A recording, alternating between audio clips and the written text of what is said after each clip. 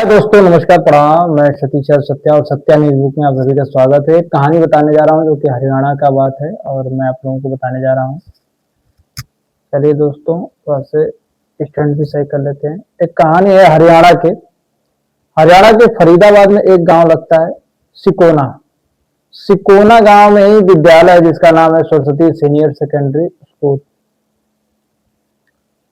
जो कि तारीख होती है 3 अगस्त 2026। 3 अगस्त 2026 की एक कहानी है। सुबह के करीब 10:30 बजे के आसपास की बात है। वक्त हो रहा था एक व्यक्ति जिसने अपने पूरे चेहरे को पूरी तरह से ढका हुआ था, वह विद्यालय के मेन गेट पर पहुंचता है जहां पर सुरक्षा कर्मी बैठा हुआ होता है। उसके बाद जाने के लिए वह कहता है कि मुझे अपने पत्नी से मुलाकात करना है। पत्नी का नाम है संध्या शर्मा।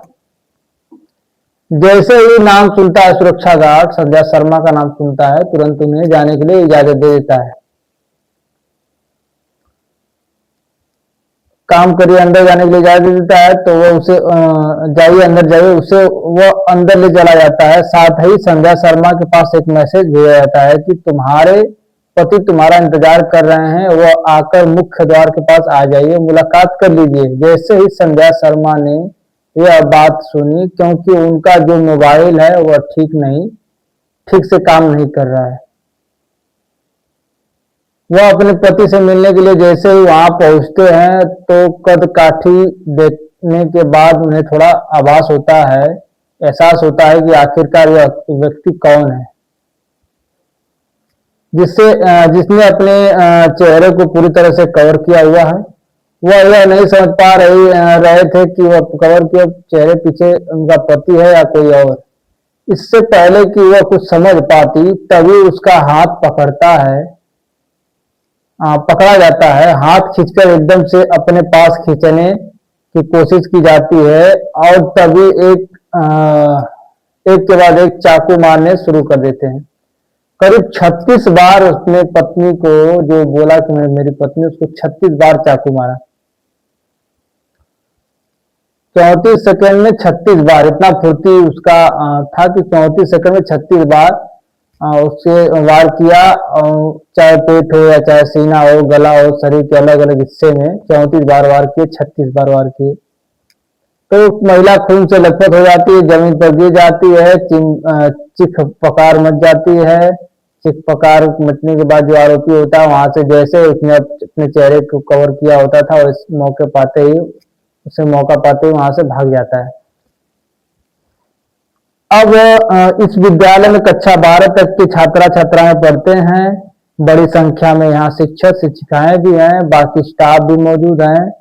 यह चीखें सुनने के बाद जब सबके साथ मौके पर आते हैं तो किसी जुबान पर एक ही सवाल था कि यह कौन था, किसने इनका कत्ल किया है।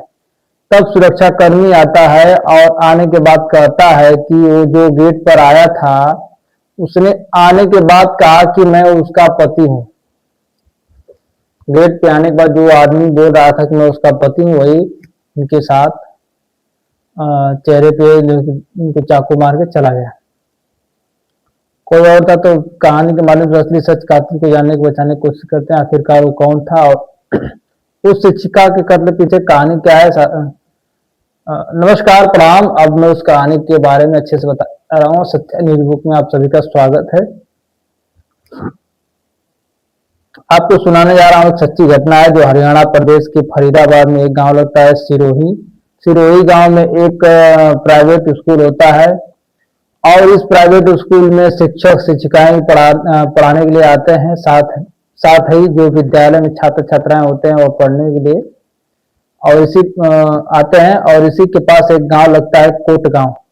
कोट गांव का रहने वाला एक लड़का जिसका नाम अमित होता है,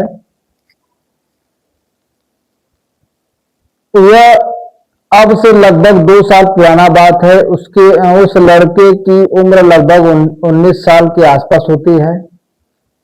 गांव गांव जाता है और गांव गांव जाने के बाद उसका एक ही काम था, दूध इकट्ठा करना। दूध इकट्ठा करने के बाद उसको शहर में बेचना।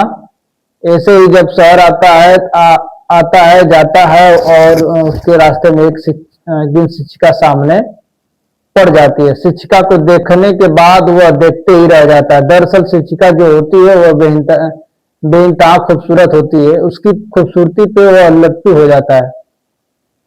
अक्सर उस टीचर से उसकी नज़र मिलती थी और जब नज़र मिलती थी तो बातचीत करने की कोशिश भी करता था, लेकिन